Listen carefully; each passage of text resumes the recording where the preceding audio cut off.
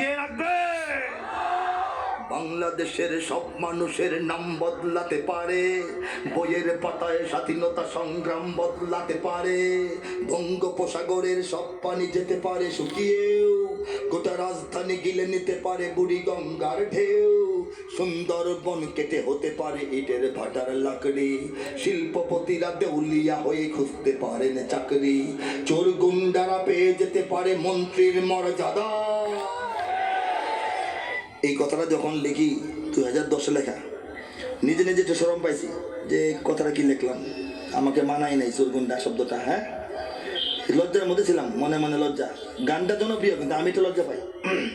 পরে যখন দেখলাম যে একদম লম্পট কিসিমের লোক মন্ত্রী হয়েছে, ধরাও খাইছে, চাকরিও গেছে, তখন মনটা শান্তি যে না, এত খারাপ কিছু লিখি নাই, বেশি খারাপ লিখি নাই, ভদ্র ভাষায় লিখছি, ঠিক না বলেন?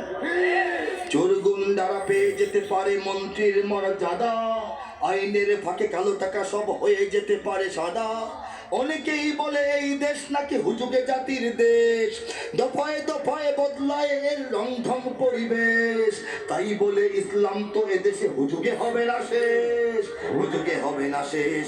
ইসলাম এ মাটির পরতে পরতে জনপদে ঘরে ঘরে, ইসলাম এ জাতির 90% মানুষের অন্তরে, ইসলাম এ জাতির ইসলাম এ মাটির পরতে পরতে জনপদে ঘরে ঘরে, ইসলাম এ জাতির 90% মানুষের অন্তরে, ইসলাম নিয়ে কেউ ছিনিমিনি খেলে এমন শক্তি নেই, আর কিছু থাক না থাক এদেশে ইসলাম থাকবে, সবকিছু বদলে যাক এদেশে